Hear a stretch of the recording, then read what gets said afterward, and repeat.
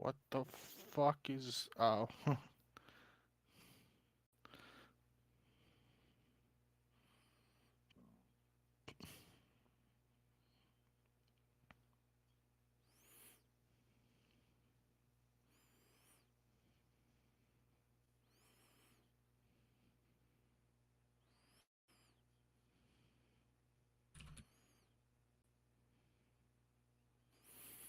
All right. Testing Twitch 1 2 3 1 2 3. Testing Twitch 1 2 3 1 2 3.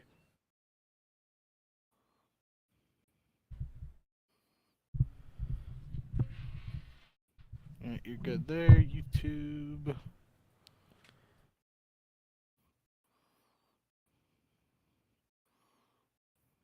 LAT has not said anything, right? What do you mean? About Neum? Oh, it's confirmed. Okay. That's the only confirmed one. Alright. I thought I put it in here. Okay. Yeah. I just saw the first thing. No, you're good. All right, you ready to get started? Yep. Hello and welcome to episode 212 of the Ego Chall Podcast. My name is Preston Byers, and as always, I'm joined by my co-host, Justin Binkowski.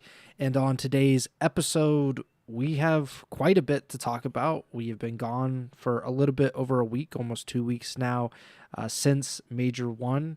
And since Major 1, there's been a lot of news, some roster changes, an entire roster being wiped off the face of the earth, which is fairly unusual for it to happen mid-season. We also have a Call of Duty Legend getting released, as we had talked about for a long time, and a lot of other just weird stuff happening over the last few weeks. But before we get to any of that, how are you doing, Bink? Yeah, doing all right. Like you said, been a little bit since last show, but honestly, it's been a bit of a quieter, I want to say roster mania period, but it really hasn't been. I think I was both expecting more teams to make fewer changes, but because of the one squad wipe you kind of mentioned, like technically there were several roster changes. It's just actually only impacting two teams. Um, but we'll get into all that first and foremost. Hope everyone had a happy little break here over the last week plus, and had a good time watching the Super Bowl and all that stuff. Even though the game itself was pretty unentertaining. And spring training has officially started for baseball. It's baseball season, which is a big thing for me. So any other spring training enjoyers, happy first day of spring training to you. But for most of the listeners, you're here for the Call of Duty stuff, so enough yapping for me about non-COD stuff.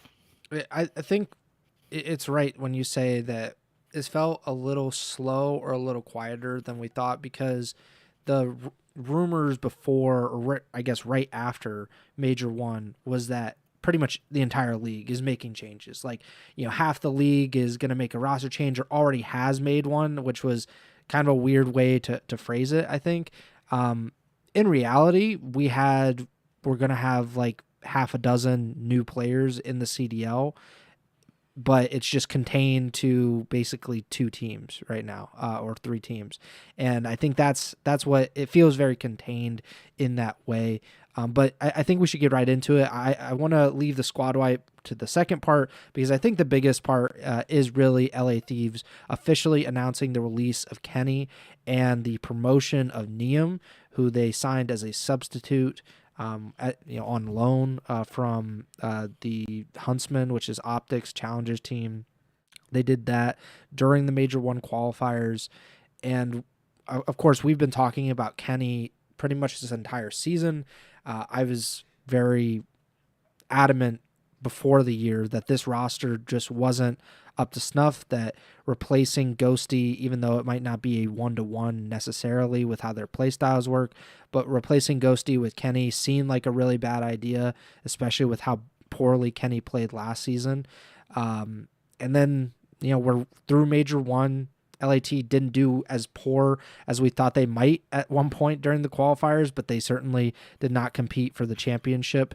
And now Kenny is off the roster, and Neum, who has never played in the CDL, is coming into the roster into a championship level team, and a lot of expectations. So just, I know we've talked so much about it. We've given pretty much a month or two worth of discussion into Kenny and Neum and LAT, but now that is finally official, how do you feel about this?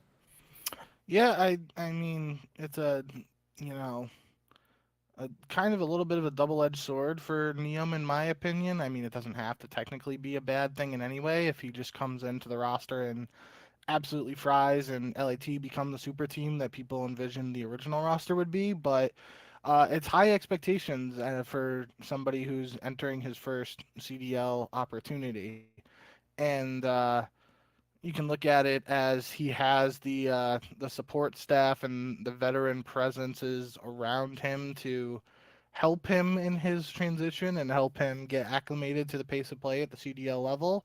But at the same time, you can look at it as Kenny was. I don't want to say necessarily the scapegoat because we've documented at this point, and I'm pretty confident he would even admit to his underperformance at several moments for this LAT team. But feels like if this roster fails for LAT as well, that Neum could be a very easy scapegoat, and then we're looking at a situation kind of like Lunars to an extent last year, where this kid Neum was hyped up, Lunars was hyped up last year, enters a team that's not performing up to standards or not, playing very well. And then it kind of just goes through the motions. And obviously, Lunars didn't get dropped as a result of that. But, that is just one outcome I could foresee happening. But hopefully for Neum and LAT and all them, he just comes in and fries and it doesn't even matter. It would be pretty good if, this is the change that makes LAT more competitive because we've already been discussing at multiple points this year how competitive the top of the league has been. And if Neum comes in and is this, world beater type player that people are expecting him to be, that just, in the long run gives us more high octane matches, and I'm all for it. Yeah, they are not in the worst position that they certainly could be. They're not in a position like Optic was when Mercules came into the roster last season, where they were a real risk to not even make champs. This is very early in the season, certainly before Major 2 qualifiers when we have all of these matches that they can make it up in. And even then, they're 5th place right now. They're 5 points behind 4th place, which is G2 Minnesota.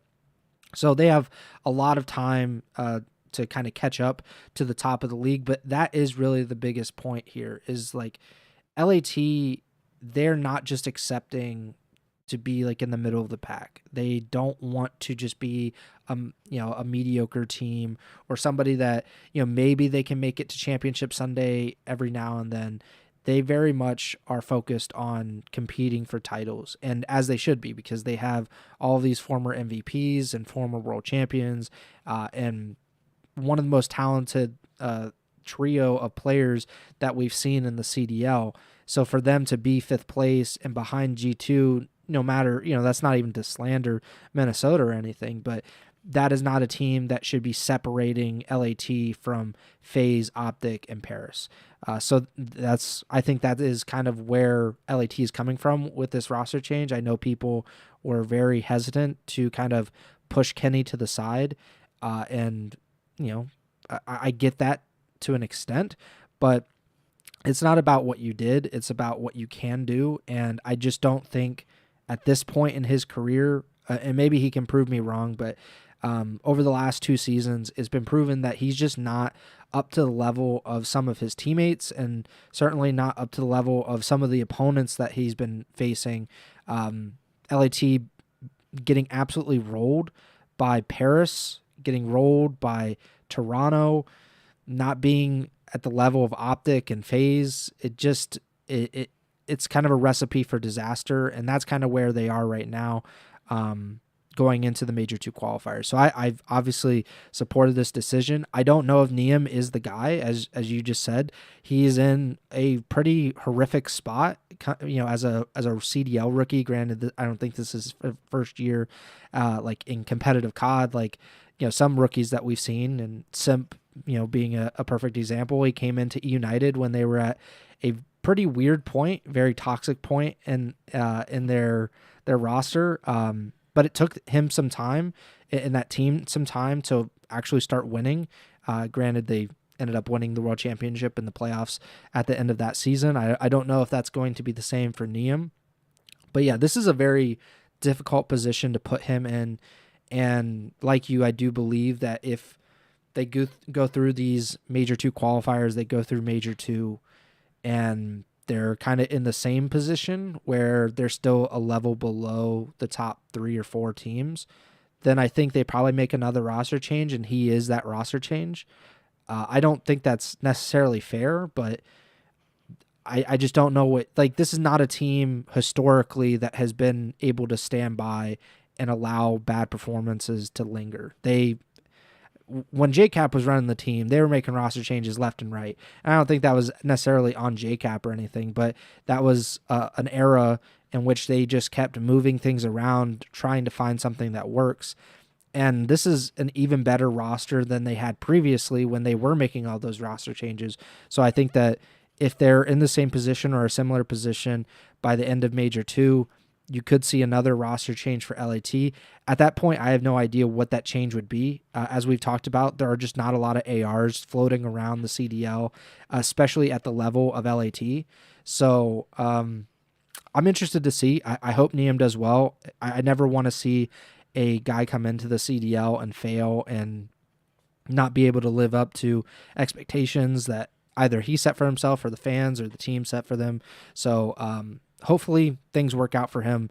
But man, that is a really, really rough spot to be in for LAT going into these major qualifiers.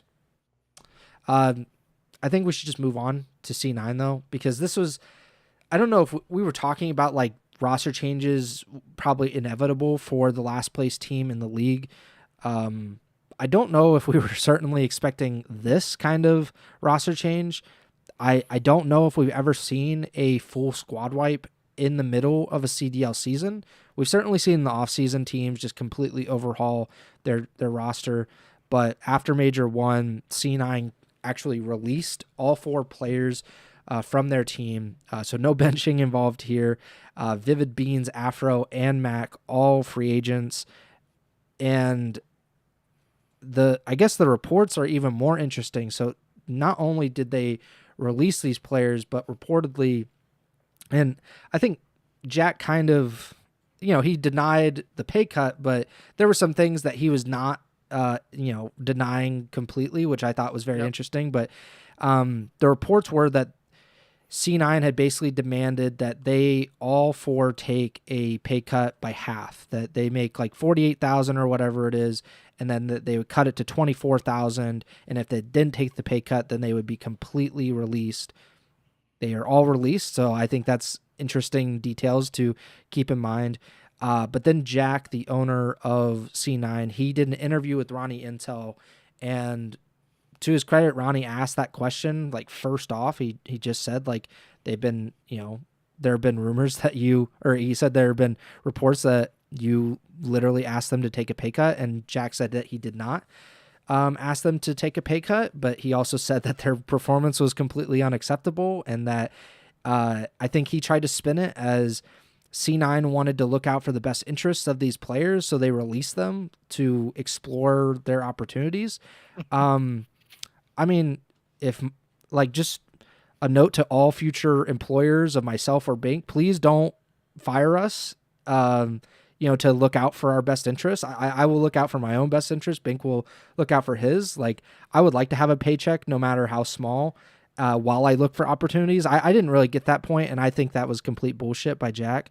I think this interview made him look horrible, and I don't know if I'm the public relations manager at C9, I would be having a meeting with Jack and be like, why are you doing these interviews where you look kind of like like a greedy asshole, and that you don't know what you're doing. And I should also add, it's not even like C9 in in League of Legends or in the LCS where it's like, well, at least you're one of the best teams and you can get away with that and like you're very popular.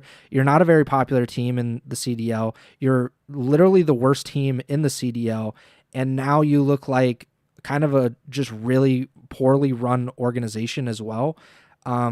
This is just like the worst look ever for C9. So where do you kind of stand on this whole saga that we've seen from Cloud9 over the last few weeks? Yeah, I think I had a similar reaction to you in terms of the pay cut aspect of this. I thought it was weird that he like basically said, I didn't ask the players to take a pay cut, but I wanted them to explore other options. And then he proceeded to basically say, like, I didn't ask them to take a pay cut, but I wanted them to take a pay cut or do these other things, or else we were going to move them. So it was kind of like, saying one thing, but And then he moved meaning, them. So it's like like that's the thing. yeah. So I had the same sort of reaction to that. I will, devil's advocate here. I will, uh, you know, give Jack some credit in the sense of him saying that he paid the players rent for a month so they had time to do things. At the same time, two of the players on this team are from an entirely different country. So I feel like, maybe like legally he wouldn't have been obligated to pay for their rent to stay here, but it feels like the right thing to do at the minimum for people who potentially have to like completely move to a different country across the ocean.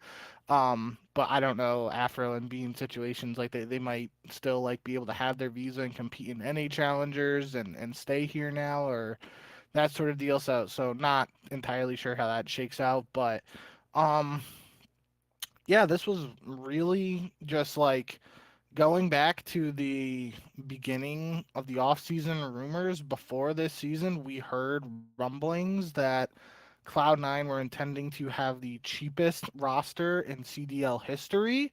And I remember at the time the C9 coach was like, "Don't believe everything you say," and we both said like, "Yeah, of course he's going to say that, obviously."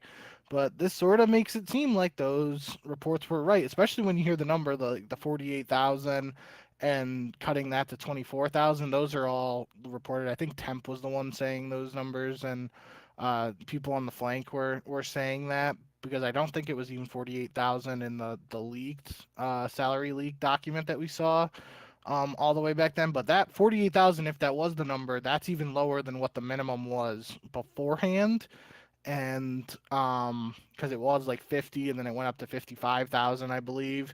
And then they reportedly, or maybe they officially confirmed the removal of the minimum, and then it was reported that it had to be like within the state, like meet the state minimum salary of where the teams were located.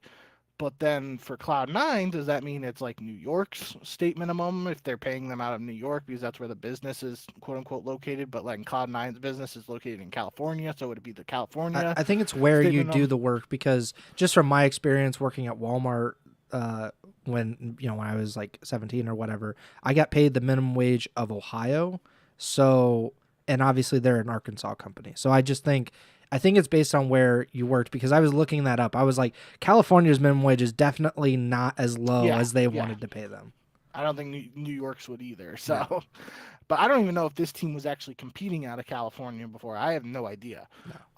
Because we know that happened last year and they had the issues online, and so I don't know what the deal was with this year and the beginning phase for Cloud9. But I think, long story short, now I do agree this definitely is not a great look for Cloud9, especially as an organization that has a long running history in esports, not just Call of Duty, and then they come in swooping into CDL and everyone's like all excited for an org like Cloud9 to be involved, and it hasn't been anything remotely close to those high expectations. Granted, a part of that does have to do, as Jack mentioned in the interview, with Cloud9 coming into a team that was a year removed from winning the world championship and had Hydra, one of the best players in the game, and then Hydra leaves before even really playing for Cloud9. Did he might have wore a Cloud9 jersey at EWC, um, but they were still the subliners, so I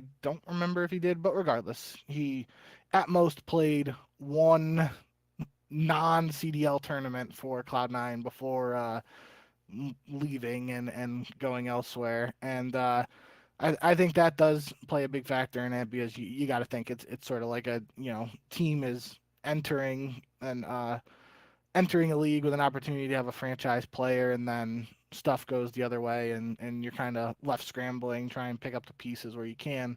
Um, but yeah, I'm not gonna make any excuses for Cloud9. I think a lot of this is pretty ridiculous, and it has been a very lackluster showing from the organization, both on the server and outside of the server, based on what we're hearing, uh, either from Jack himself or the rumors and reports going on about what's happening within the organization. So, um, tough start to the season for them. They now, I will again, I guess I will sort of give them credit because I believe I said in the last episode, based on those rumors and stuff about the financials, I wouldn't have been surprised if they didn't make roster moves to try and save money. But at the same time, I think it is important to note too that now, like, the number going around, like, let's just use that 48 cut in half to 24 number. That's not what Cloud9 will end up paying No. anyone they actually pick up, because that's like for a year. I mean, they could, in theory, be like a show of good faith, pay like the year, but that's like just like, it's going to be like a prorated Yeah. salary type thing. So 24,000 would just be $2,000 a month, and if these players that they end up picking up play the next 6 months on Cloud9, they make 12,000. So they don't even make 24,000 uh, from Cloud9. So it's I guess this is a potential way around, you know, trying to find some hidden gems for potential building blocks of the future while not spending a ton of money, and it's a way around, you know, being somewhat financially responsible and not spending a ton, but still trying to compete. But at the end of the day, I don't know how much, the competitive results are what Cloud9 is looking for at this particular moment, based on what we're hearing about the new roster. But it's a it's a bit of a situation. Yeah. So 24,000. Let's like we're just basing it off that number that was leaked or reported as like their pay cut, which was going to cut their salary in half. 24,000 comes out to about 11.54 an hour. Um, Granted, COD is different. Like it's not the typical job, but I think it's fair to at least say.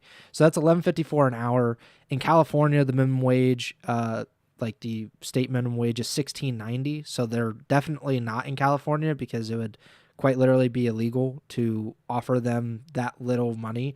And then Texas, which maybe they're playing out of, has a 7.25 minimum wage. So maybe they're all playing out of Texas. I don't know. Yeah, I don't think that there's really any kind of excuse for this season for C9. Last year, I totally got it because they came into the situation, and that situation immediately changed with Hydra wanting to go to LAT to team up with Scrap, and that all kind of working out the way that it did. This season, no excuse really for them. Like, there are all these teams in the CDL. They have things that go wrong in one season, and that shouldn't bleed into the next one. Usually, especially in the CDL, where contracts are much shorter in length than in professional sports. Like in the NFL, NBA, you might sign a guy to a 4 or 5 year contract. He tears his ACL on the first day of training camp, and he's never the same again. That's very understandable how things could kind of go off the rails at that point. In the CDL, these guys are signed to 3-year contracts at most. I don't know who's even signing a 3-year contract anymore, but most of these guys are on 1-year deals. Some are on 2 or have like a team option for the second year. And C9 is like not paying very much anyway, so no respectable like CDL veteran who is like in some kind of demand is going to accept a reported $48,000 per year offer. Like a lot of these guys are just going to be like, I'm getting getting offered like at least twice that by another team. Why would I go to C9? There's really no benefit, especially because C9 maybe in other esports is like the big dog. Like they can go to the LCS and like we're one of the most popular teams.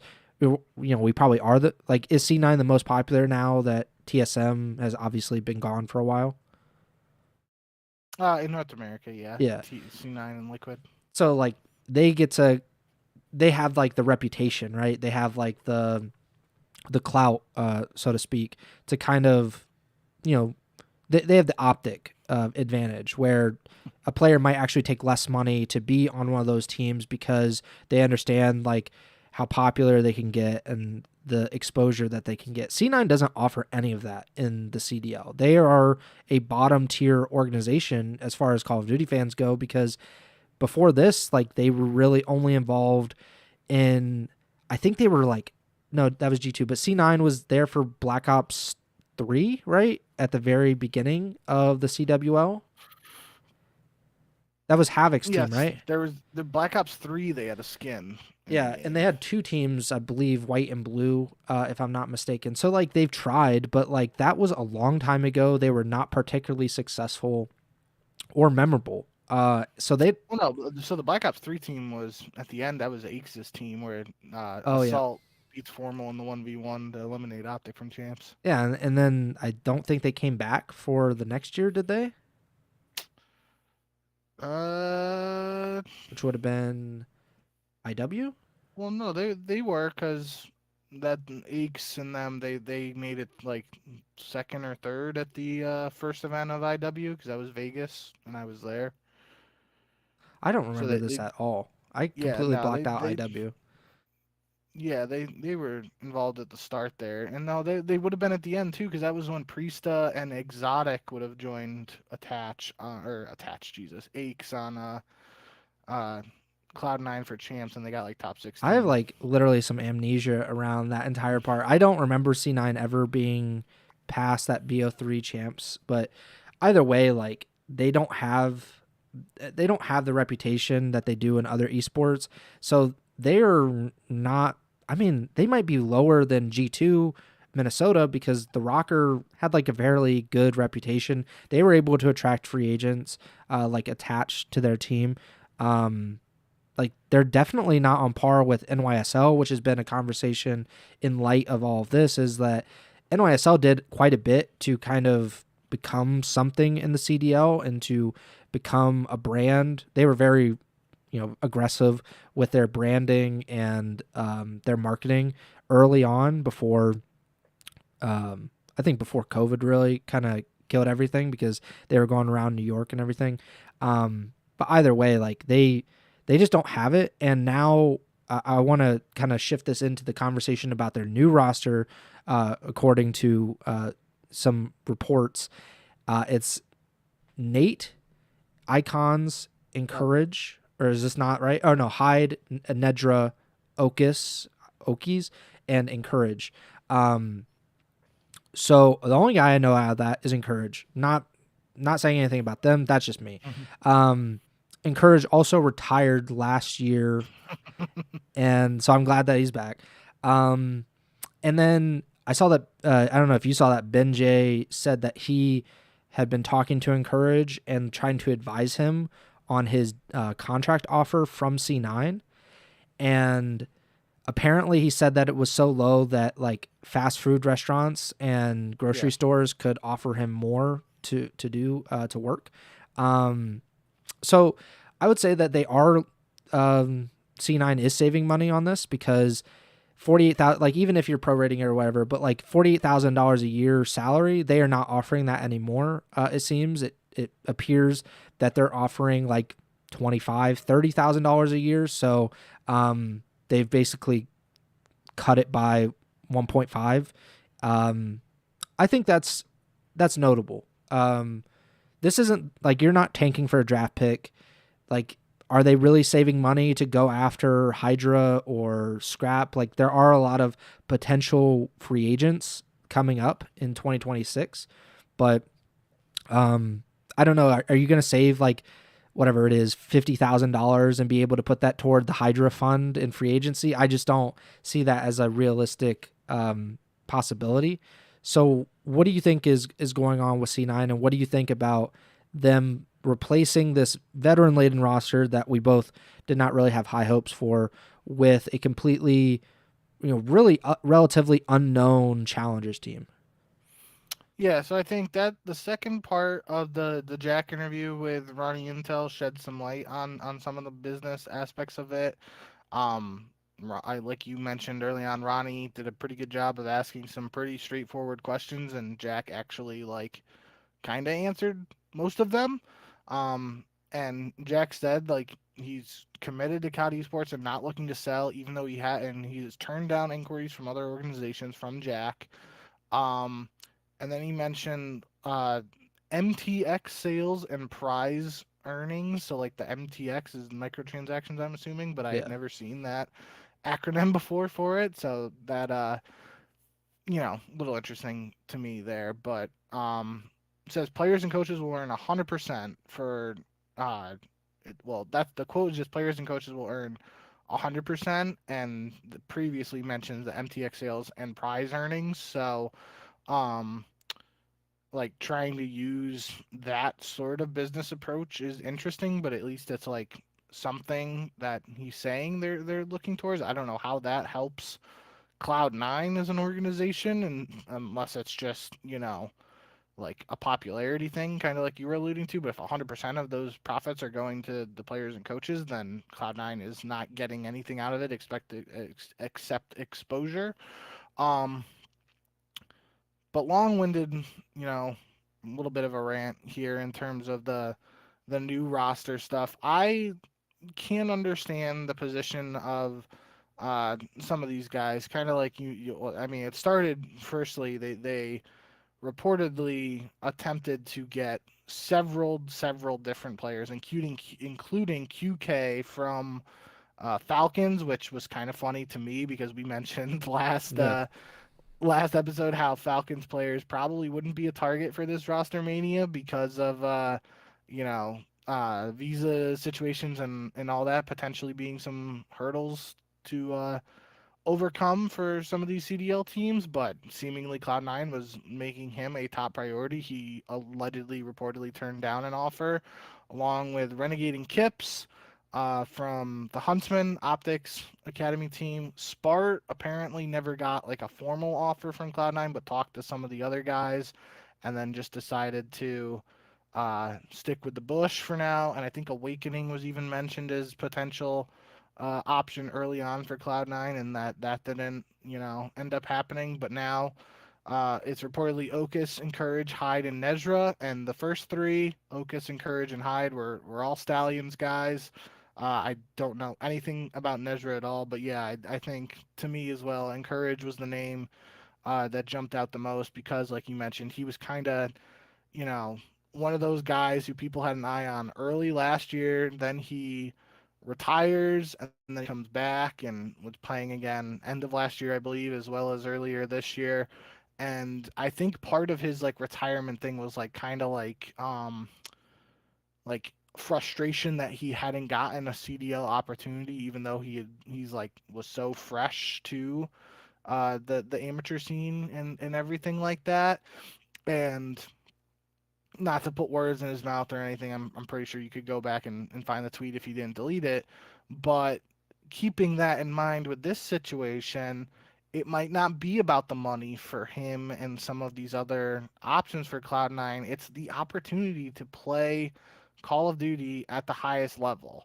And that for some people, and if you are able to deal with the uh repercussions or whatever the best word is that I'm not able to think of here, if you're able to deal with a lack of financial security from a CDL offer, but you still get the benefit of playing professional Call of Duty, that's an opportunity that some people won't pass up. And end of the day, these guys are all adults and able to make their own decisions, and that's why it's most likely the case where we're not looking at guys who are in their 30s with a family and wife and kids and all that. We're looking at young guys who Hmm.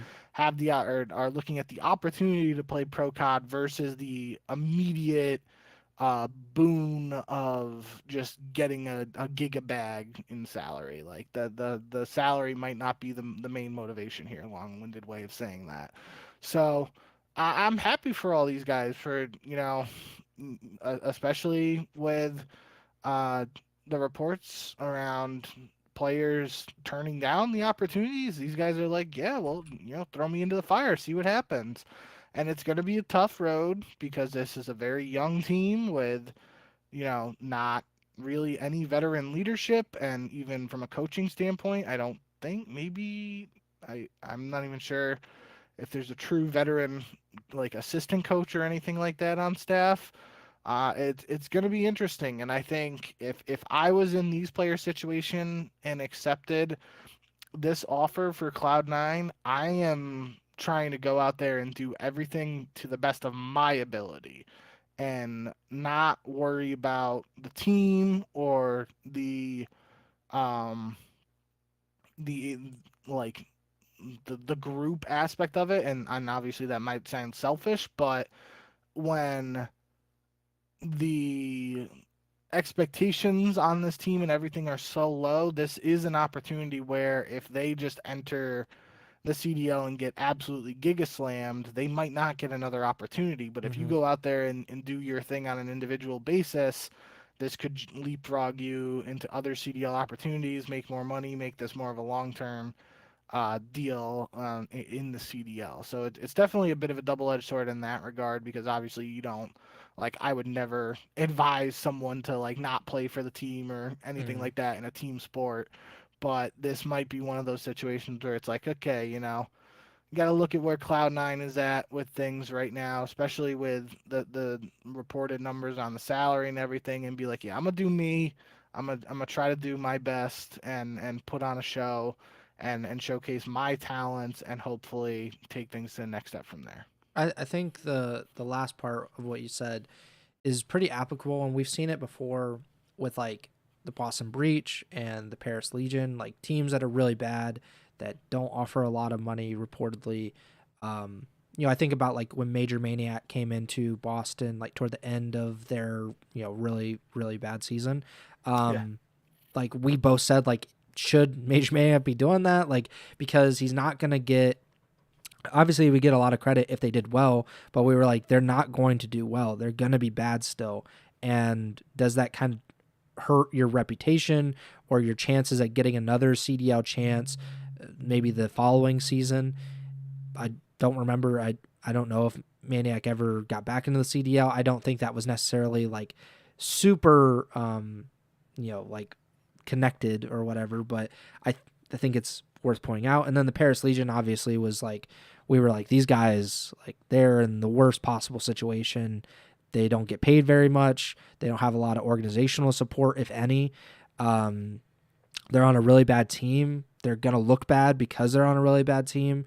And that just kind of snowballs. And I think that's why you're seeing these other players reportedly turn down offers to be on a CDL team, which is pretty crazy to think about just in general. That like challengers players that like don't have the security already financially, they don't have that, and yet they're still like, no, like we don't want to do that. We don't want to go to C9. We don't want to play for the worst team in the league.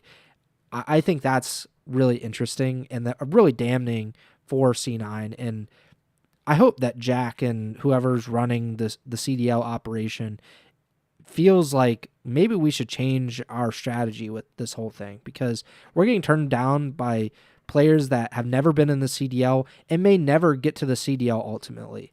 And that is just a wild thing to think about.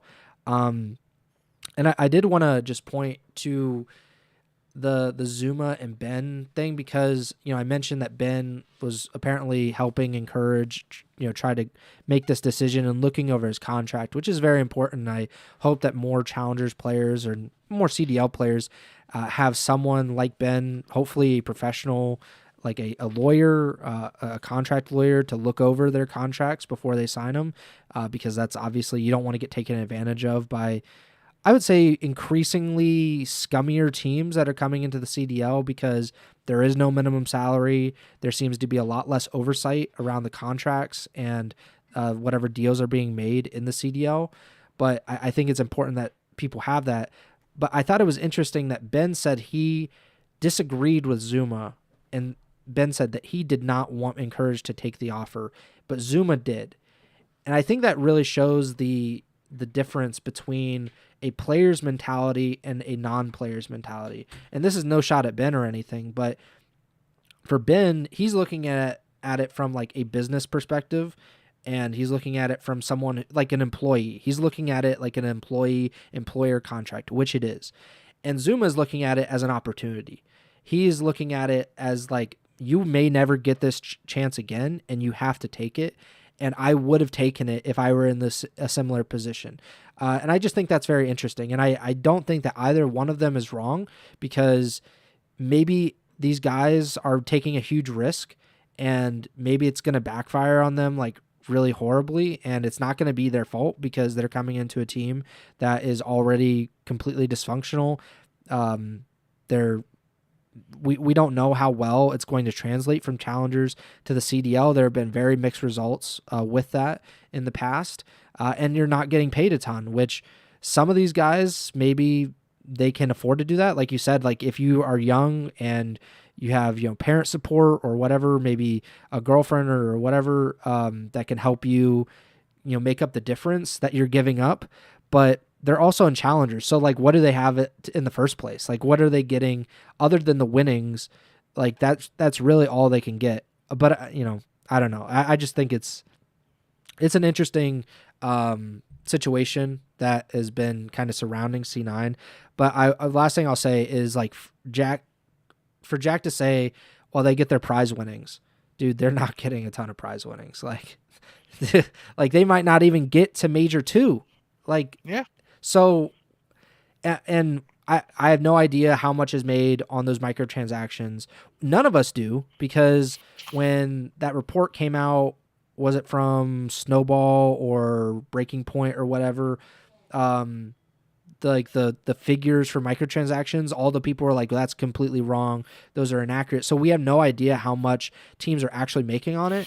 If it is like hundreds of thousands of dollars, I highly doubt C9 is giving hundreds of $1,000s to players. Like, there's just no way. Like, there's absolutely no way that at any organization, but especially one that is paying their players reportedly, between $25,000 or $35,000 a year, there's no way that they'd be giving up voluntarily hundreds of thousands of dollars to these players to make up for the salary that they're not giving them. So it has to be relatively kind of small in the grand scheme of things.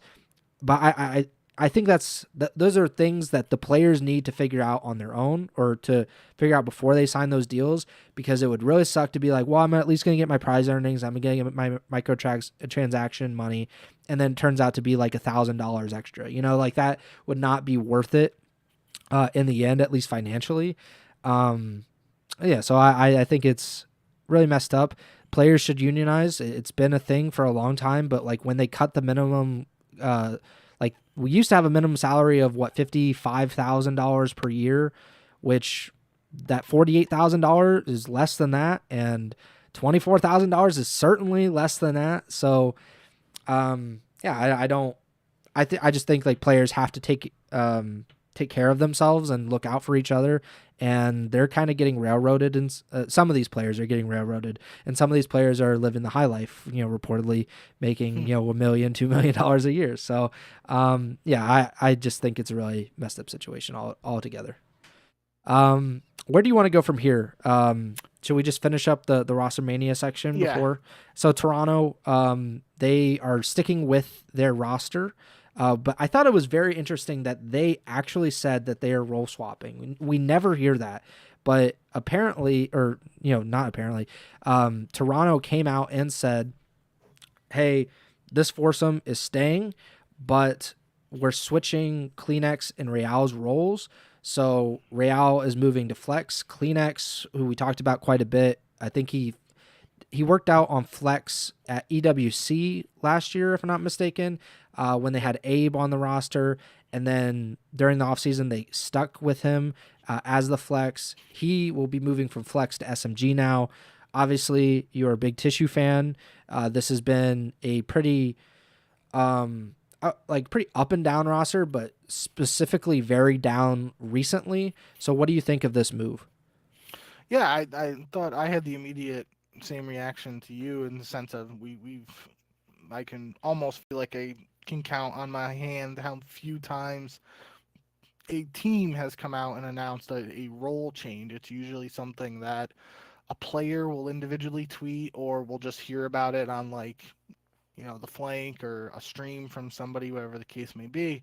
Um, so I thought that was interesting, and I think for the most part, just based on the way things have gone for Toronto lately, this is more about Real's struggles at the start of this year, more or less than Kleenex and his ability to be a flex. I think Kleenex was pretty all right in terms of what I saw from him as a flex.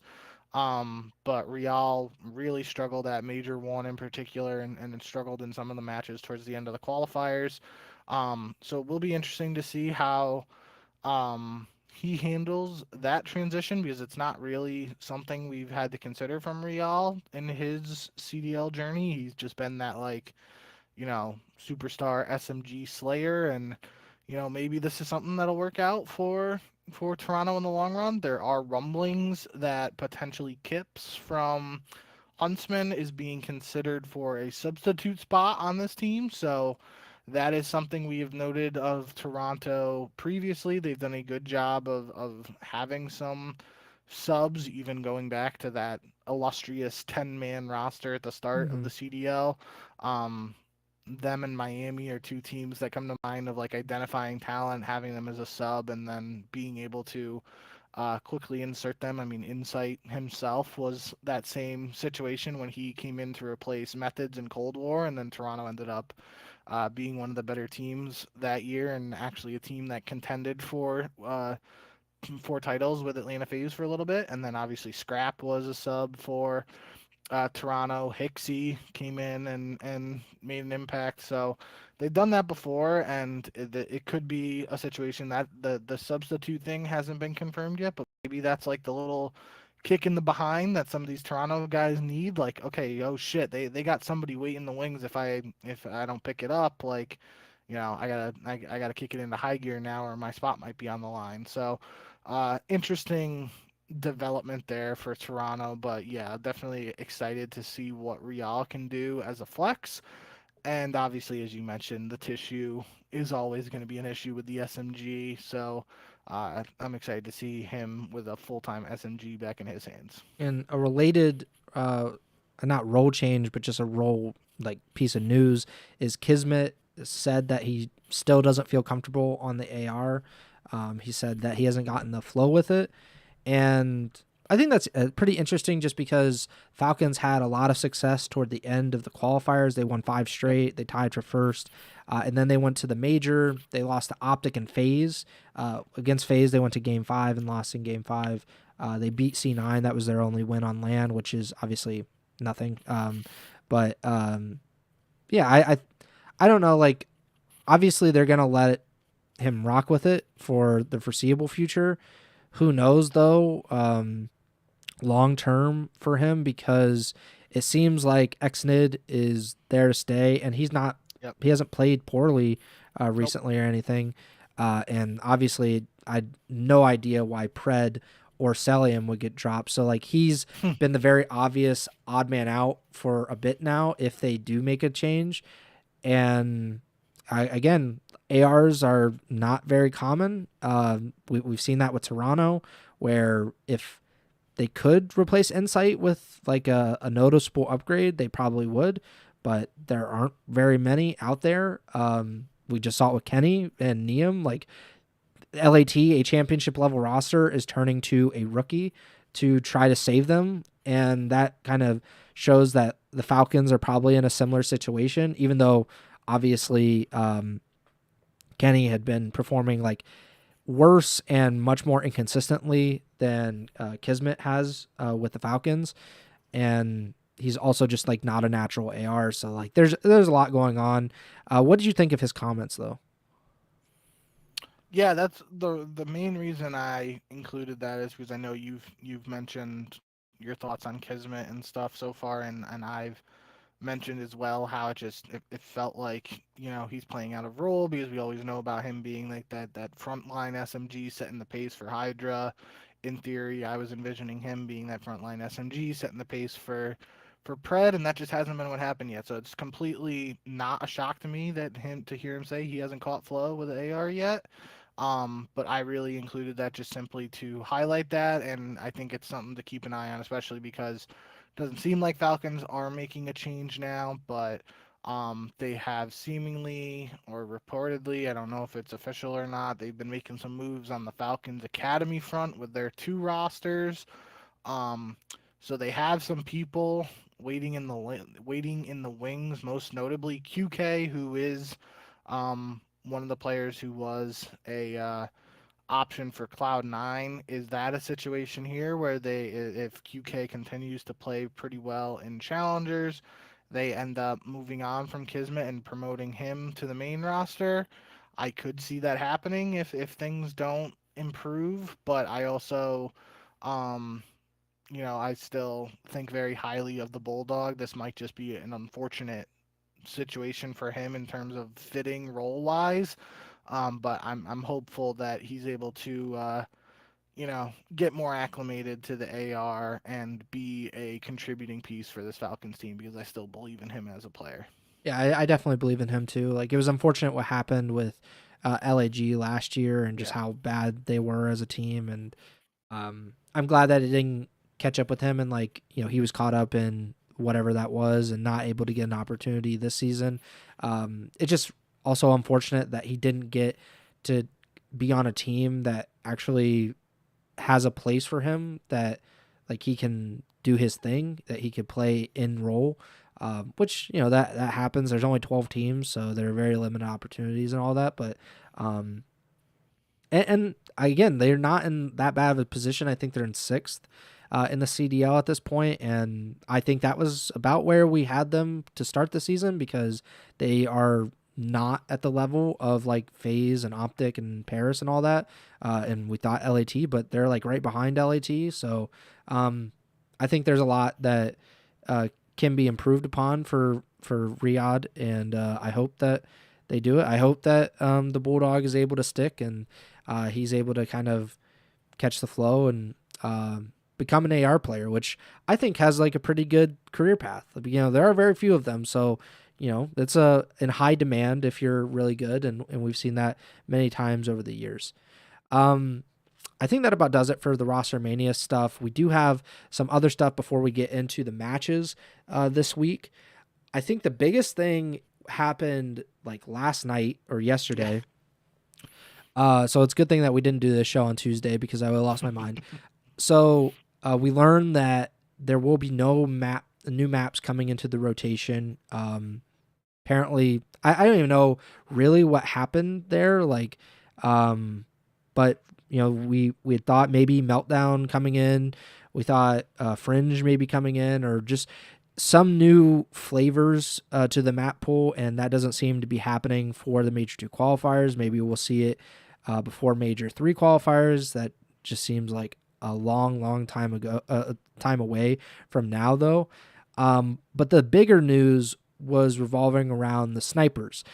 Again, snipers have been a point of discussion for several months now.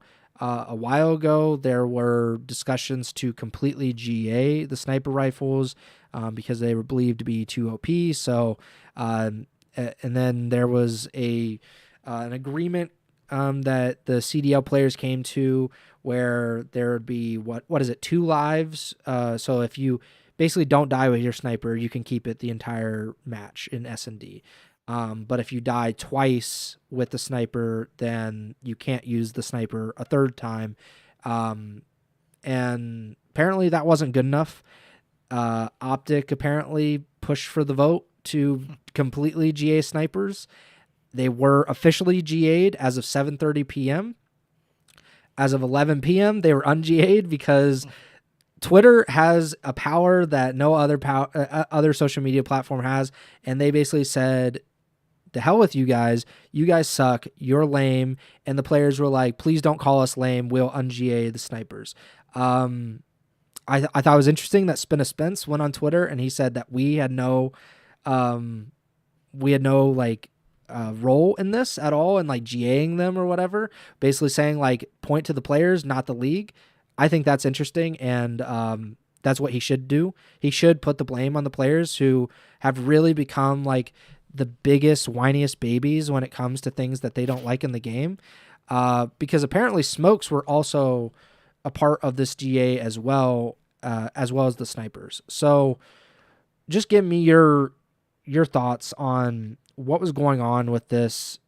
How much are you blaming Optic, I guess, and Dashi because he went on whatever their podcast was and he complained about the snipers, and Octane I saw was like, that is the biggest bullshit answer I've ever heard. So just give me your thoughts on all that. Yeah, I'm gonna go through the timeline basically the same way you did. Starting off with the map testing being chalked, I'm completely, utterly gutted that we we aren't getting any new maps, and I have to go on a little bit of a mini rant here. Try to keep it contained, but specifically thinking of Fringe and how upset I personally was, but I feel like a good number of people in the community. I could be wrong on the community aspect of this, but I feel like it was enough of a vocal point last year that people were disheartened in the sense that Fringe was added so late to the game last year that it was unable to be used in competitive Call of Duty. Then we get this golden opportunity this year where it's added in the earliest seasonal update possible, and it's still seemingly not going to be added to competitive when it's possibly one of the best maps in competitive Call of Duty history that has yet to be remade or reused on a competitive level. Um, Especially in this game, we noted it last time we talked about Fringe, whatever episode that is, with the advanced movement in Black Ops 7 and the wall jump in the tunnel train tracks area on Fringe. It feels like this as a scenario where it could have worked out very well, but obviously something is going on to prevent that from happening. I still am going to hold out hope that I mean, I would just be flabbergasted if there were no map changes this year at all. So I guess it's possible that we could see some after the Major 2 cycle. But I was really hoping to just see at least one new map, and I was really hoping Meltdown S&D would get in.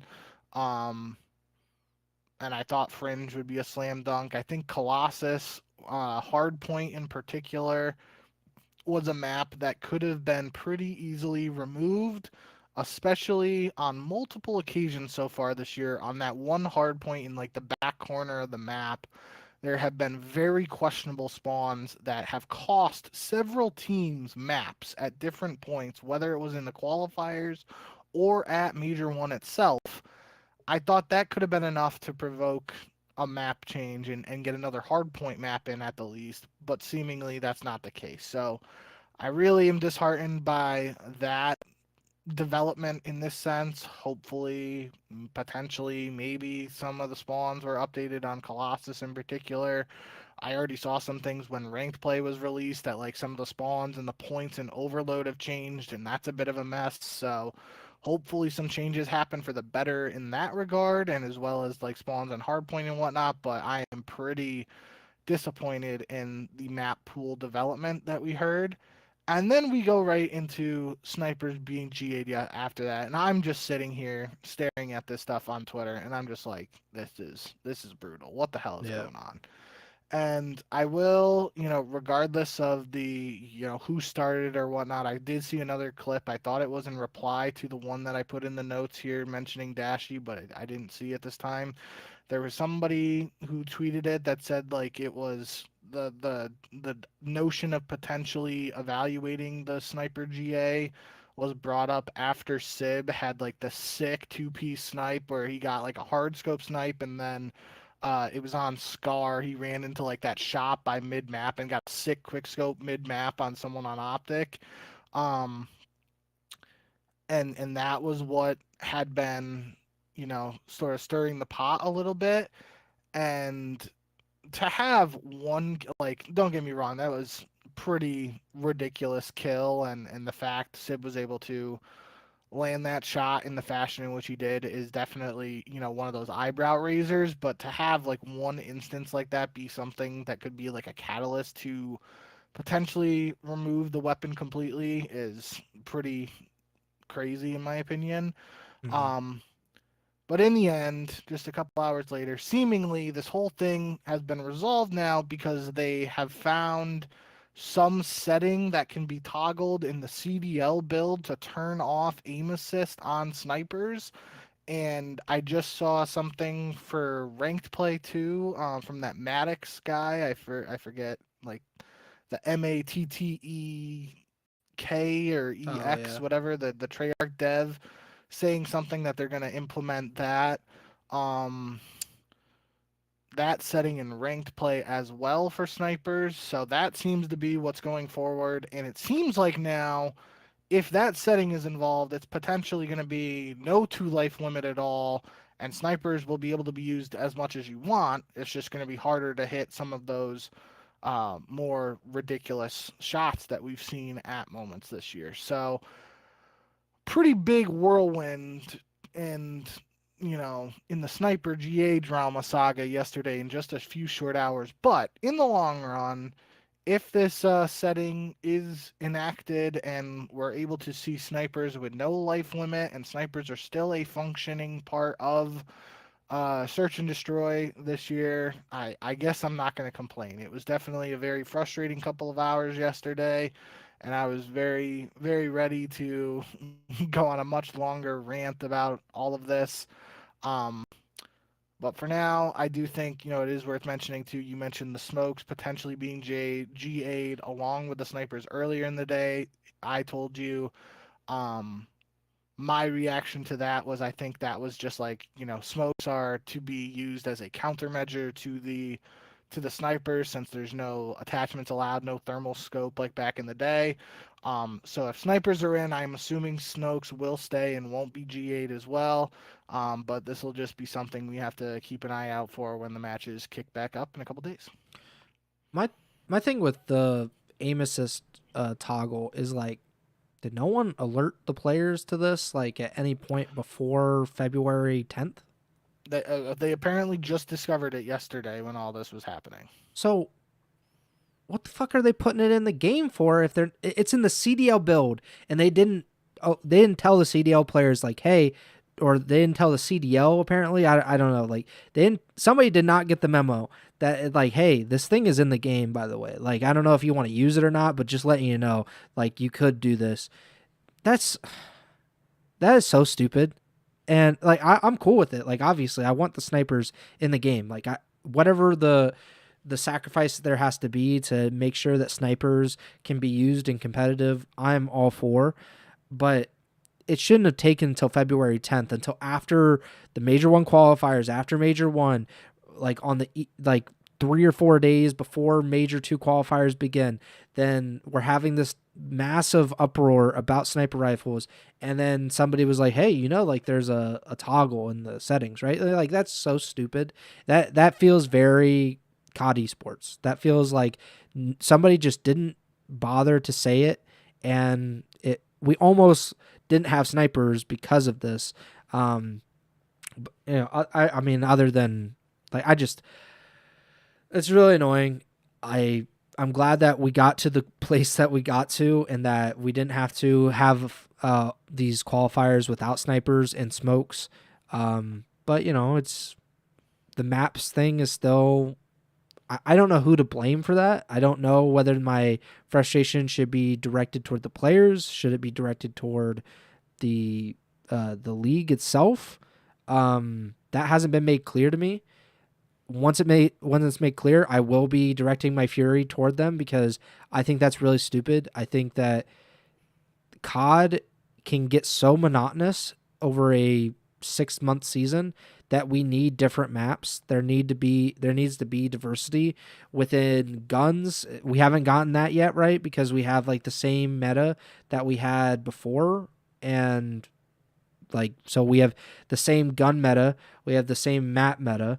What is changing in the CDL? Like, is it just if you were good in the beginning, you kind of just scale upward and there's no changes during the season? That's unlike any other esport in existence, right? Like League of Legends champions get banned, like it happens, and you have to get used to it.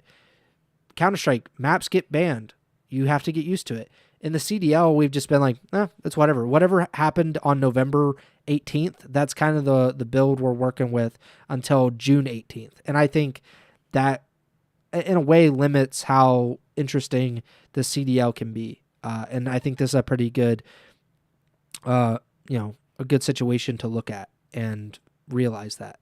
But I'm glad that we got where we got, and that the snipers are not GA'd. I just wish there were more maps. I wish we had better maps. I wish the pros would stop GAing things, because I'm at the point where it's like I'm done with you guys. I don't think that you should have the power that you should. I think the CDL, and I've said this before, I think the CDL should just like puff out their chest and be like, yeah, like we don't have to listen to you. Like you might not want to play the map. You're still going to have to play the map, because we're going to ban the map that you want to play, and you're going to be forced to do something else. Or we're going to do that with guns. I've said it before, like that's really the only way you can force the players to change, is to literally force them to change. And I think the CDL should do that. I don't think the CDL should take a back seat to basically what they've done is that they have been almost emasculated by like the likes of Slasher and Octane and the players like in the last 5 years that just complain about everything. And like, right, I don't think that they had like, some of them were rightful complaints and worries about like the competitive integrity of Call of Duty, but it also was like they got into almost a complex that like we can't change things without the approval of X, Y, and Z, and that's obviously not the case. Like you're a multi-billion-dollar organization with like you have as much money and as much power as you want to wield, and for you to kind of like cower down to a group of like 48 CDL players, most of whom have no idea what's going on a given day. Like I think that's kind of ridiculous, and the CDL should take the power back when it comes to GAs and make sure that they can't really exist in the way that they do right now. Rant over. We should move on. I think that's the biggest thing. I will say though that the revelation that Brian Saint was also running the social media accounts for the Carolina Royal Ravens, on top of being the head coach and the general manager of the Carolina Royal Ravens, was quite intriguing. He just put that out there. I think that might have been like, this fucking sucks. Like there's no way that a guy should be doing all that. Granted, Clayster, when he was being courted by then the Vegas Legion, I believe, he was offered a basically behind the scenes role on top of being a player on the CDL team. I remember that, yeah. For like a $45,000 salary. I think that was also pretty interesting. What do you think you should be able to run the Carolina Royal Ravens now? Like, should you apply for social media manager for the Royal Ravens? Well, I don't know what they're going to be doing now. I don't think it said anything in there about what they're doing. It's not like the Royal Ravens social accounts have been super active over the last couple of years. Now I they know had why. one guy who was doing a good job. He was like Pater or Paterman or something like Yeah, that. I know He you're was talking about. Don't know how to say his name. he did a pretty good job for a while, yeah.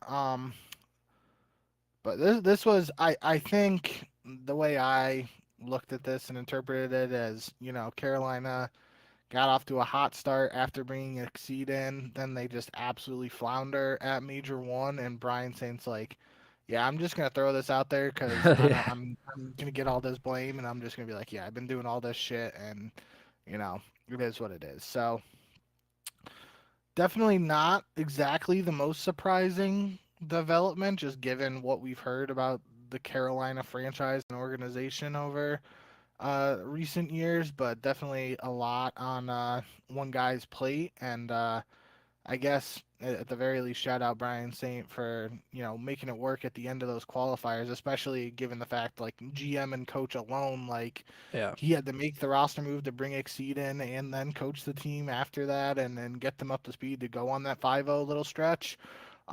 Bigger thing now moving forward for Carolina is how they can get back to that early honeymoon phase or what they can do to replicate those early results and not have it be considered a honeymoon phase. That's just like a flash in the pan or whatever.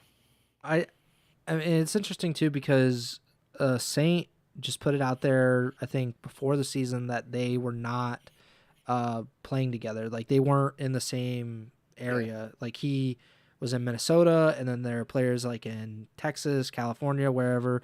So they were like all over the map.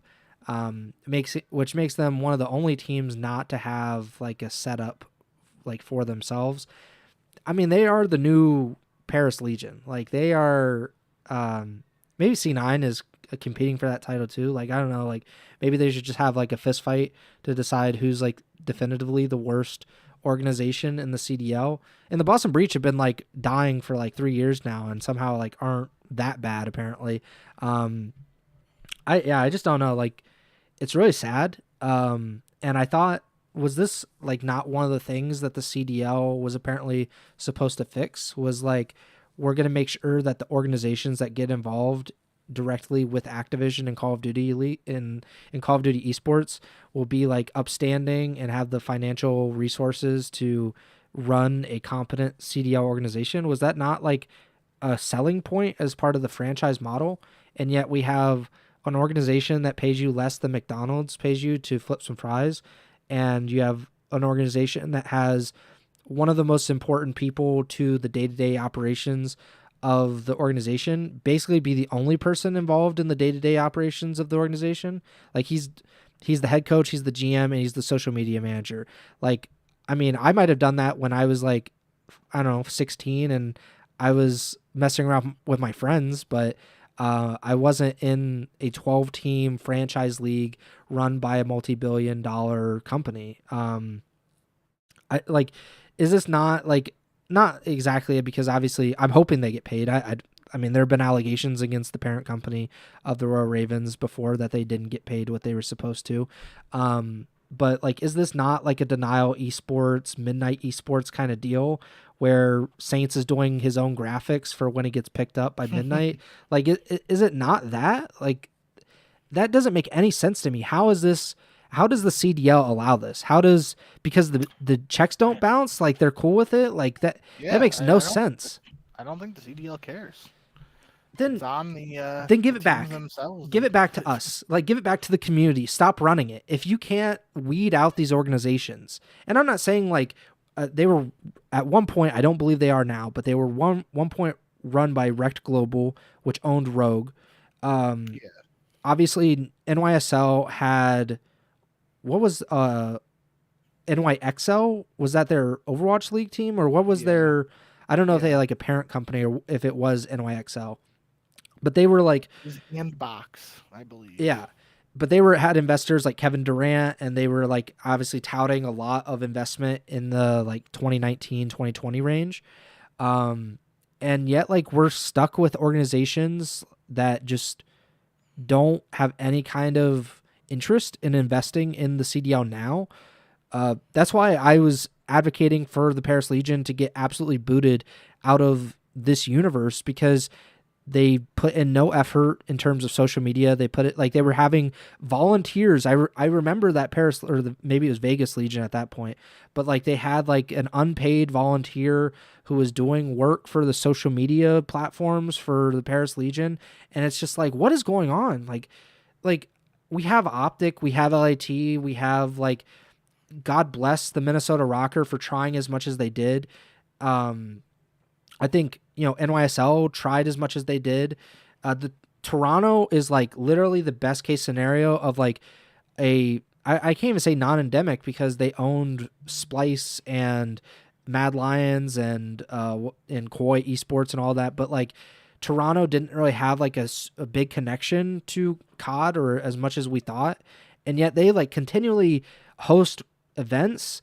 They put out social media. Like they're actually, like we just talked about, they actually said they had a role swap. Some teams don't even announce that they have a roster swap, and they're talking about roles on Twitter. So like, to me, it's ridiculous that there's such a chasm between the teams that actually give a shit and the Carolina Royal Ravens and the Cloud9 New Yorks of this world. And we need to get these organizations out of the CDL. They are a blight on what we want out of COD esports. Like, just give those two spots to Omit and give it to Bush, or give it to War, give it to the challengers teams that have been pouring in all that money for basically nothing. Like, they get no kind of promotion or no kind of benefit out of this, and they continue to do it year over year. We need more organizations like that and less like C9 and Carolina. And I will end my rant there. I hope that they absolutely get kicked out of the league over the next year, like this offseason. I don't want to see them in the league again.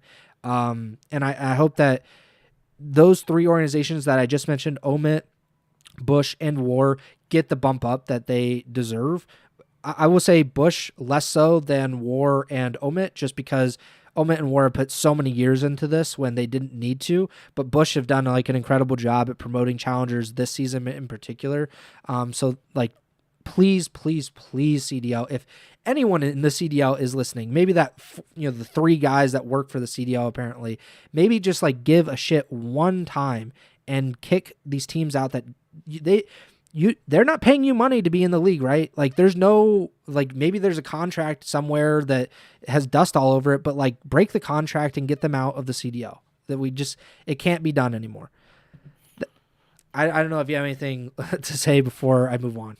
I was just gonna say, there was a tweet I saw. I didn't put it in the notes, but Zuma was saying. I think Zuma was talking to Sib about the Stallions potentially. Like, That if works they too. get enough investors, they could potentially get a CDL spot if a spot opens up. Like, there are teams waiting in the wings, and I think you did a pretty good job of comparing to Denial and Midnight, and in terms of the exact specifics of all those situations, comparing it to Carolina, I'll give Carolina the benefit of the doubt and say they haven't, reached those ultimate lows as some of those other teams that weren't paying players. Like, and we were even talking about, the pay cuts and what with Cloud9 just like an hour ago. Like, it's things are a little better Carolina there, just maybe not from a like infrastructure standpoint and the staff around the rosters and whatnot. But yeah, at the end of the day, we talked about it a lot with the Paris Legion franchise and organizations. Like, if teams are doing the bare minimum to try and have a CDL team, especially all these years now removed, where it's not like these teams spent millions and millions of dollars to get a CDL spot. They reportedly had to at first, then those payments were paused, and then CDL and Activision, Microsoft, whatever, just wiped those payments out. So they never really had to happen. Yep. The only thing we never got clarity on is the teams that had to pay one of the 12 founding teams to enter the CDL. Like, someone like 100 Thieves had to uh, reportedly buy their CDL spot from like Immortals when it was Yeah. OGLA. We never got clarity on how those payments were handled, or if those were wiped out as well. But that's like the biggest question mark now is like, what incentive is there for someone like Stallions, Bush, Omit, etc., to pay any money to a team like Carolina, who, after all these years, seemingly didn't have to pay any money to Yep. get the spot in the first place? Like, even if it's $1, let's just say you're Carolina, you had to pay $1 overall to get this CDL spot, and I'm one of these other challengers teams. That $1 is wiped out. Why would I give you any money to get the spot that you didn't end up having to pay? I guess the answer in that situation is because of the exclusivity of the CDL. You want to be in it, you gotta get my spot, and supply demand, all that stuff. But it seems like a very weird situation now that we don't have all the answers to. But I think, long story short, it can go back to expansion if the CDL just adds some more spots. Some of these other challengers teams would seemingly have a free opportunity to have their own team and operate a team in the CDL. But outside of that happening, because that's been a topic we've discussed and have seemingly never gotten anywhere with over all these years, it might be time to have a hard conversation with some of these other teams and evaluate their future and what their real objective is here with the CDL and competitive COD. Yeah, I think that's a good segue just on the future and all of that. We talked about Priesta just real quickly. He announced that he is stepping away from competitive COD. Of course, he was with both the Falcons and the Gorillas mate last year. Former world champion with the New York Subliners. Believe he won a few majors or whatever the home series with Atlanta FaZe. He was part of that inaugural CDL roster for FaZe. Of course, just one of the best players in the league or in the CWL, CDL for a period. He said the past 10 years, 10 plus years have been some of, if not the best years of my life. I've met some of the most amazing and talented people throughout my career in competitive Call of Duty. This wasn't an easy decision, especially because it's been such a huge part of my life for the past decade. But as I've gotten older and times have changed, I started to drift away from the fun aspect of the game that I had. I really wanted to go out with a bang, and not really in the way that I did. But everything happens for a reason. I hopped back into challengers to see if I would find that spark and drive again to get back where I felt I belonged. Unfortunately, that wasn't the case for me, and I started to feel mentally drained from it all. For me, it's time to move forward and pursue more of my dreams. I have outside of competing. I want to thank my wife, my family, my friends, my teammates, my coaches, and everyone who supported me throughout this journey. Call of Duty will always be a part of me, and I'm grateful that I was able to live out my dream of being a Call of Duty pro. On to the next chapter. Love. So obviously wishing Priesta, a fellow Preston, I always like to think of it. I wish him the absolute best. I've talked to him, I think, once or twice before. Always seemed like a really good guy. Great player. Like, I think he'll be overlooked by a lot of people because he wasn't the flashiest player. He didn't have he's not Simp, Beezy, all that, even though he played with those guys. And I think that's part of it. But also former world champions. So does that even matter at the end of the day? So I wish him all the best. Your overall thoughts on Priesta and him stepping away? Yeah, it's pretty crazy to consider Priesta being at that point of retirement. Like, we just lost Slasher a month ago, and now Priesta is seemingly starting that next step of veterans who's stepping away from Call of Duty. Like, obviously Slasher was more of a veteran than Priesta by a couple years, but it's still pretty crazy to think about. Priesta has been around long enough to be at the point of retirement.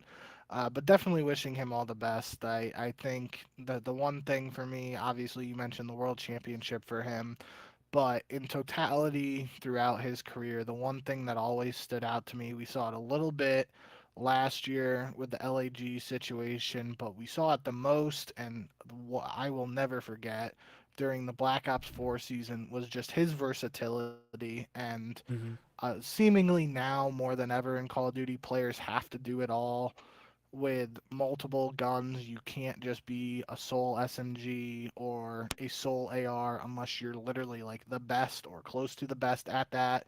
You have to be adaptable, as all Call of Duty players have to do from a game by game basis every year, but also being able to do it all with multiple weapons. And really, when I think about players who did that, Classic is one of the first names that come to mind, but Priesta has got to be one of those other options at the top of the list in more recent years, certainly. But the Black Ops 4 year is what I remember the most because he was a part of the FaZe Clan team that didn't qualify for the CWL, um, the CWL league or Oh whatever yeah. it was. They didn't make it through that process, and then he gets on 100 Thieves, but throughout that FaZe Clan segment, it was that same whatever that qualification tournament was. he ran 3 roles. He went from I'm gonna mess up the order of it here, but he went from a grapple sog player to a main AR on the ICR to a Maddox player. Like he did it all for that phase team in a very short period of time. Then goes to 100 Thieves and finds a much better fit and pretty seemingly was able to do things. I'm pretty sure he was like the main grapple sog on LAT, or it wasn't LAT, it was just 100T at that time. But um, without getting too into it, I just remember that start of the Black Ops 4 season, him like seemingly having to change his role to try and help the team improve, and it didn't work out on that individual team, but throughout his career, and like I said, as early as last year, we saw him being willing to be flexible in his role and play style to try to benefit the team, and that's something that you don't always see from a ton of people, and that's what I will always remember the most about Priesta as a player outside of like the actual tournament accolades. Yeah, he facilitated two really championship worthy rosters in that original Atlanta FaZe team where there's so much talent on that team with Aristides, who is coming off of a world championship with United with Simp and Abizi, and then to bring in Celium as well, like a guy that he played with on 100T, or not 100T, but like he had played against and everything.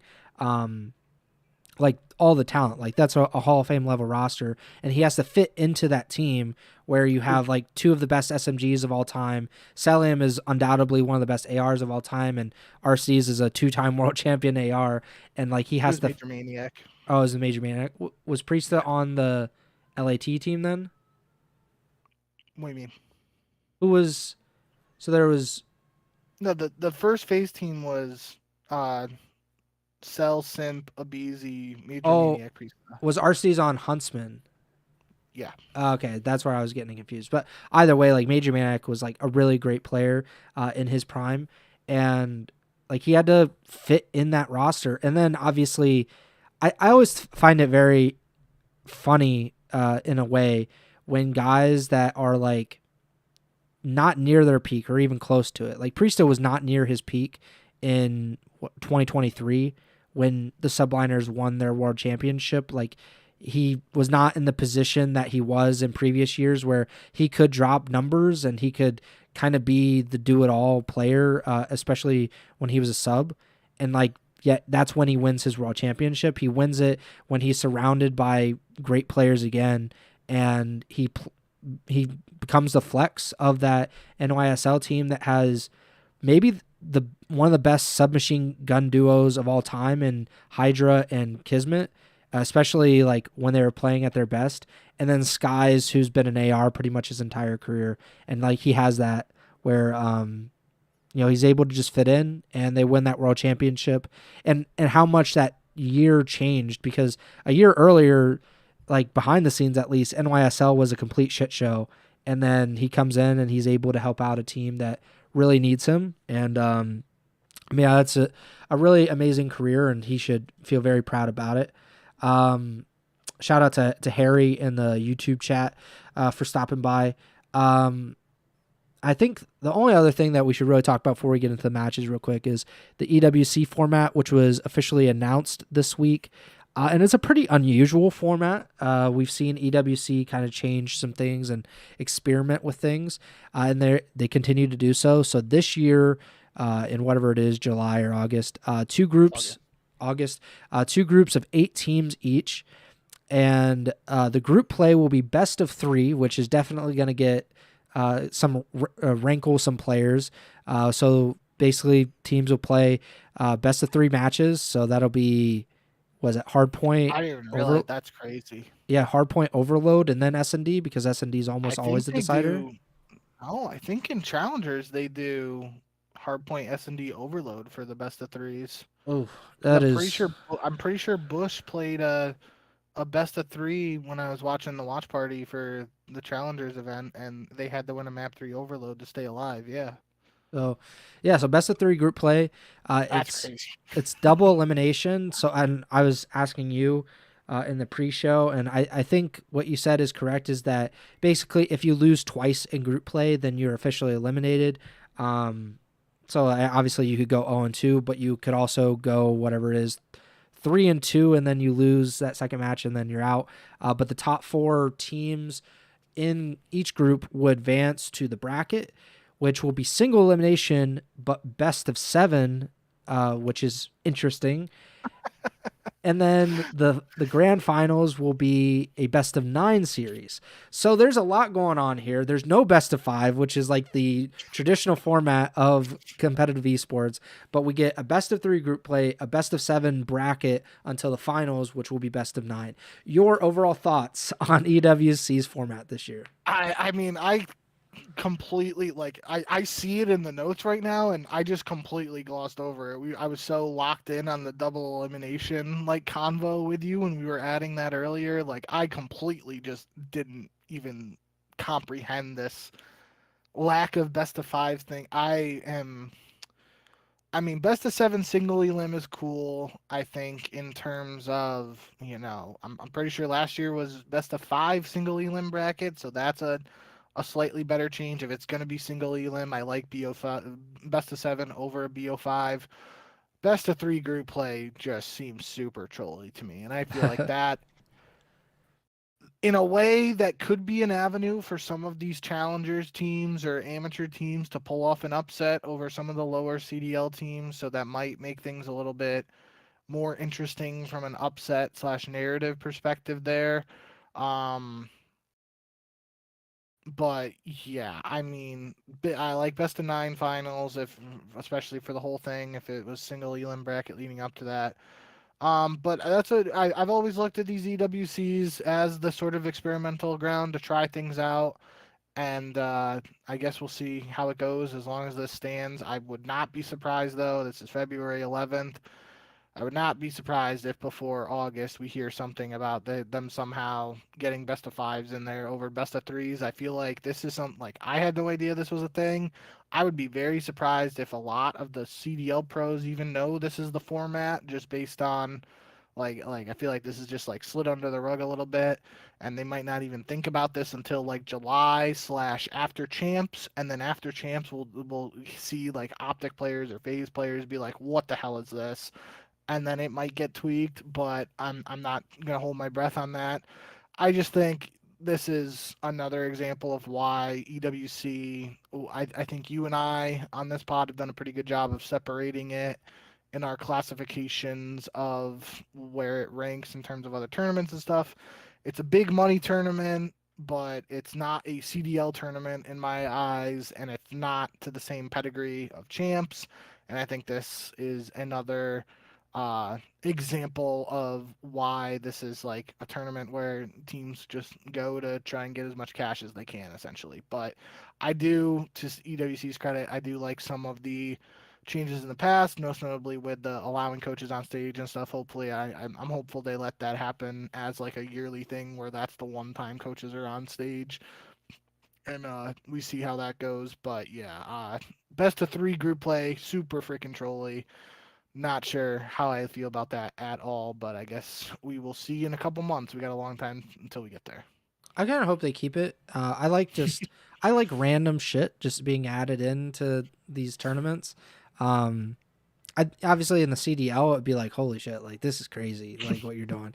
But EWC, like it's kind of like going to Vegas. Like you're just play the roulette wheel and see how things go. And I think that's kind of how EWC is formatted in general. Is just there are some different things you're gonna have to get used to coaches on stage, and whether that actually has like a massive impact or not, we'll see. That's basically what EWC has been doing. I mean, we've seen it all the time. Like single elimination is very weird in general because it's unusual for Call of Duty, but at the same point, like that's what happens. We have not seen best of 3, and I don't even know how long. Like I don't like to. I mean, to show like I didn't even know the format of best of 3 series anymore. So I don't know when the last time we would have seen it. Maybe like we're like 2Ks best of 3 in the early rounds, or 5Ks or whatever. Like maybe like the I first few rounds were best of threes. They might have been, but I don't even remember. I mean, it's typically like an online thing, and like most best of threes would be like best of three S&D only. You know, it wouldn't be a best of three respawn or variant or whatever it is. So, yeah, I find it cool that they're trying different things. Hey, if you want to go to Saudi Arabia and try to win like $1 million for your team, then you're gonna have to do some weird stuff, and I'm kind of okay with that. Like the tournament doesn't matter to me like really at all, and I think it's like below a major, like in terms of like it means a lot for the money, but other than that, like it's an off season tournament. It's like a I don't know, like a preseason cup kind of deal. Like it's more important than the preseason, but I don't think as important as a lot of these majors typically are. So it's like major-ish, I guess, for me. But yeah, that's EWC. Now let's get into these matches. We're about an hour and a half in. Obviously, we don't take very long to do the matches anyway. But the matches for the Major 2 qualifiers, which again are completely round robin. So that'll be 11 matches per team. All this is online. The top 10 teams will make it to Major 2. The bottom 2 teams do not, which I found it very interesting that Hex apparently did not know that part of the information was that the bottom 2 teams did not go to Major 2. And he's like, well, yeah, so if we finish like bottom 2, we're not going to go. And it's like, yeah, that's literally the whole deal with this thing. Like, I don't know how he didn't know that. But Friday, February 13th, speaking of the devil, Optic Texas against the Boston Breach. Boston has been known a time or two to make things hard on top teams. Optic in particular last season. I will go with Optic, but you know, my Breach boys, they have a thing for this. Yeah, I'll go with Optic too. It is definitely interesting. You kind of mentioned. I think you mentioned it the last time we talked about the Major 2 situations. It's interesting Hex didn't know that, considering the 0-18 stretch for Optic happened last year at Major 2, and I remember you saying like if that happened this year, Optic wouldn't be at Major 2, and the absolute shitstorm that would happen online if Optic weren't at Major 2 would be pretty comical. I'm not gonna lie. It would also be like pretty scary to see how it all unfolds. But based on the way Optic played at Major One, I don't think we have to worry about that too much. But you never know. Who I don't think many people expected the 0-18 stretch last year, so anything can happen. And like you mentioned, Boston have been known to pull off some upsets over Optic. I'm gonna go with Optic here though.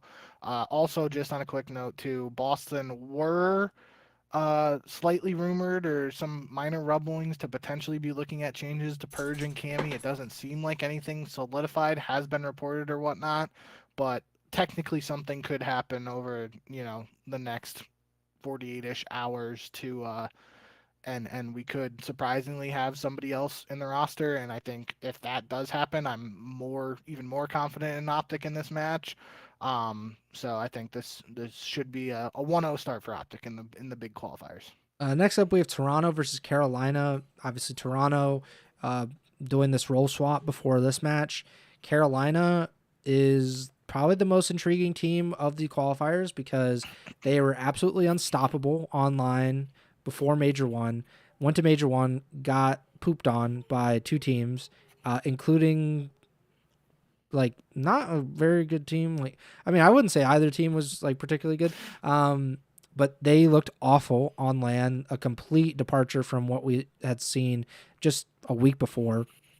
And so I'm keeping my eyes like completely focused on them because if they fall off the face of the earth, then we know that it was a honeymoon period that they were doing Yep. and like whatever. But if they're good online, then we have some real big questions to talk about. I will go with Toronto, and I'm in my belief that this was a honeymoon and that they will kind of crash down to earth again.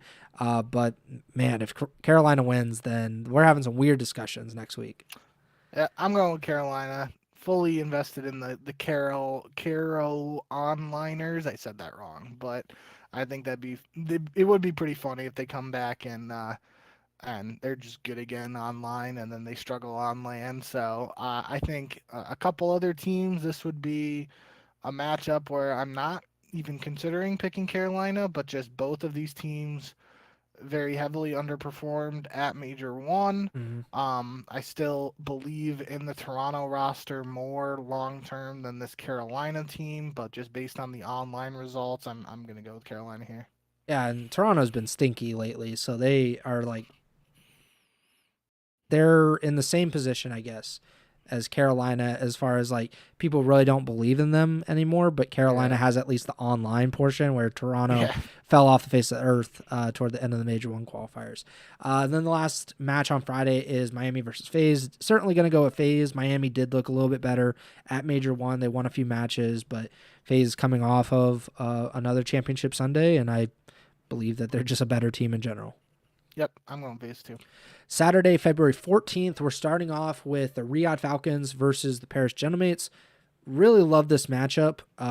Obviously, Paris coming off of winning Major One. The Falcons, they finished tied for first in the Major One qualifiers. Did not have that great of a Major One, though. I will go with Paris, obviously, as I think they are the best team in the league at this point. But the Falcons did prove to be very, very good online toward the end of the Major One qualifiers. And the Falcons beat Gentlemates in the Yep. Major One qualifiers online. So I'm gonna go with Gentlemates, but I think this could be a little bit of a trap match here. One that could sneak under the rug for some people who are just like, yeah, Gentlemates won Major One. I'm obviously picking Gentlemates. Falcons know they can beat this team and have done it this year, so a little bit of a potential upset watch here, but I'll go with Gentlemates. Next up, Optic versus G2 Minnesota. G2 coming in off of a really impressive performance at Major One, as with Optic. Optic, who looked kind of dreadful at the end of the qualifiers, then went completely flawless through the winners bracket before losing to Paris in the grand finals. I will go with Optic. I think this went to a game 5 the last time these two teams played in the Major One qualifiers, if I'm not mistaken, because I think. Well, Oh, they played at Major One, and okay. Optic 3-0'd them. Yeah. Yeah. So 2-0 Optic so far, but G2 has been pretty good just in general, and they've Yeah. obviously beaten FaZe, and they have a lot of momentum, at least compared to where they were when they first played each other. So I'll go with Optic, but I think this will be a pretty good match. I feel like this is another match similar to the Falcons Gentlemates one, where I think most people are going to pick Optic, but the other team could swoop in and cause some chaos here. I'm going to go with Optic, but I think it's going to depend on what G2 shows up. If we get the G2 that have looked super strong against some of these top teams, um, they could do something here. But like I said, I'm pretty sure. Well, I know they played in the winners bracket round 2 of Major One because it would have been Optic FaZe, but Mhm. obviously G2 upset FaZe, and Optic didn't lose a map before the grand final, so I'm fairly Yeah. like 99% sure it was an Optic 3-0 over G2, so I gotta go with Optic here. Next up is Toronto versus FaZe. So we'll get to see how Koi looks like on the first day, and as well as FaZe. But just based on how these teams have been playing over the last 5 or 6 weeks, I have to go with FaZe. Yeah, I'm picking FaZe too. Um, Interesting to, we were even potentially talking about Joe Thieves being like a domino that could have fallen if FaZe decided to make a move or something, and seemingly not happening at all. But um, I'm just it'll be a good test here, even if Toronto beat Carolina. I think this will be a really good test for the role swap and everything like that. So. I'm going to go with FaZe, but we'll be interested to see how Toronto matches up. Last match on Saturday is LAT versus Vancouver, the debut of Neum with the Thieves. This is a great match to debut with. We talked about it. Like, if they had made that Yeah, change yeah, when they could have, it would have been against Optic, first time, and then into the major. But now it's against the second to worst team in the league. Maybe the worst, maybe just not based on record. So I think LAT will win. They just have so much talent on this team that even if Neum underperforms or just doesn't have that great of a match, I think they should be able to beat the Surge. yeah. I got to go with LAT too. I wasn't even like really thinking about it from uh, debut perspective, but that shout out you for mentioning it. That's like what something we always talk about in the soft landing spots versus going up against a juggernaut in your first match in the CDL. So, um, I think this is one that LAT should be pretty comfortable in, but it will be interesting to see how the new team clicks with Neum on the squad. And Sunday, February 15th, starting off with the Paris Gentlemates and the Miami Heretics. Uh, Obviously, going with Paris here. Yeah, gotta go with Gentlemates. Falcons versus Boston. We saw these two teams match up, I believe, in the Major 1 qualifiers, if not mistaken. And I'm fairly certain that Falcons definitely won that because Falcons only lost to Optic and LAT, I want to say, their first two matches, and then they won the next five. Yeah. I mean, I actually think that Boston can win, but I think the Falcons will win. Yeah, I'm gonna go with Falcons here as well. LAT versus Carolina, another good test case for online versus LAN because when we saw these two teams play online in their last qualifiers match, Carolina wins game 5. When we saw them on LAN, LAT DoorDashed them. Granted, different roster, Neum coming into the lineup now. I will go with LAT, just believing that it was a honeymoon. But again, we will find out pretty soon with Carolina whether it actually was a honeymoon period. Yeah, so it was, Carolina beat LAT game 5, round 11 online, and then LAT beat Carolina on LAN, but it is slightly different roster. I just said for Carolina versus Toronto, I was going to go with Carolina for online, but I just can't do that here. Even though Carolina did beat LAT online, it feels like this would be a pretty easy Carolina pick if you wanted to make that argument, but give me LAT here. Yeah, it was round 11, game 5. Like, Yeah. it could go either way with And that was the match. I remember it was like pretty funky how it was craze, I believe, like maps 3 and 4 just like got giga stomped on individually statistically, and LAT like absolutely ran those maps. So that was the one I was saying. Like there might have been some server stuff going on, but never got confirmation or anything like that. And then the last match of the weekend is G2 Minnesota versus Cloud9 New York. Obviously, if this rumored roster for C9 is true, then they will be making their debut on the final match of the weekend. Gonna go with G2. Yeah. I literally I don't know what to expect with the C9 guys. I've never seen any of them play. I might have seen Encourage play like when they went to like champs or like challengers finals or something, like maybe. I really don't know what to expect. It should be really interesting. Maybe C9 will announce their roster. That would be very nice of them. But they have until Sunday to do that. So I'll go with G2. That's what I was gonna say. I'm taking G2 here too, but yeah, this is the only C9 match of this first week, so they literally have like the maximum amount of time remaining to announce and solidify their roster. Even though we've heard historically like Monday is the roster lock date and stuff, so technically the roster is most likely already solidified, and it just hasn't been announced publicly yet. But yeah, gotta expect G2 to take care of business here against a team that we most likely aren't going to have high expectations for. But I will be interested to see these young guys make their CDL's debuts if the reported roster comes to fruition. And the C9 was also one of the first teams out of Major 1, so they literally had a lot of time to figure this stuff out. So there's really no excuse anymore. Pick'em so far this season, you are 37-23. I am 38-22, and Trimmer is winless. Please make sure to like, subscribe, follow the podcast feed wherever you're listening or watching on. We're on Apple Podcasts, Spotify, Amazon Music, as well as YouTube. Please subscribe to the YouTube channel. I think our next goal is 300 subscribers, which I think we could get to by the end of the season for sure. You can follow us on Twitter at JBink with 2Ks, at Preston Byers.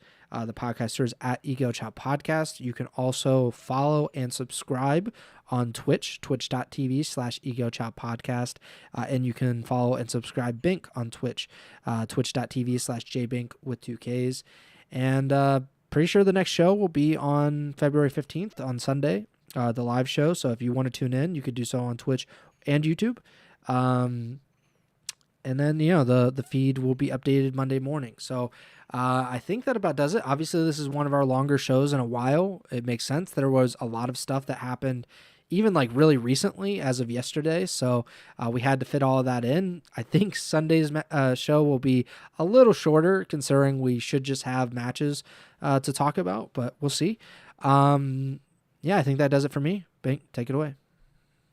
Yeah, thank you guys as always for the support. It is worth mentioning we mentioned all of these matches, but obviously, like you alluded to, the longer qualifiers for Major Two now, with every team playing every other team in these qualifiers. They're doing 3 matches on Fridays, 4 on Saturday, and 4 on Sunday, which means it's 11 matches in total, as opposed to the 9 that we usually see or the 8 that we saw at the end of the Major One qualifiers. So it is a couple more matches per week, which means technically we have more to talk about. But yeah, outside of anything else nutty happening over these next couple days, that should be the main focus for the next time we go live. But yeah, thank you guys as always for all the support. Was a eventful episode today, given everything that happened, or the lack of specific roster moves to cover. We still had a bunch to discuss and break down, and hopefully you guys enjoy it. I think we had a couple good rants in there that were some good clean family fun. But yeah, excited for matches to be back. Although I am disappointed we're not getting any new maps this time around. At least we got Sniper still in the fold for now, and I'm just ready to see some more competitive COD this weekend. So looking forward to that. Looking forward to breaking it all down for you guys on the next show, and we'll see you then. So thank you as always, and remember to send the chow.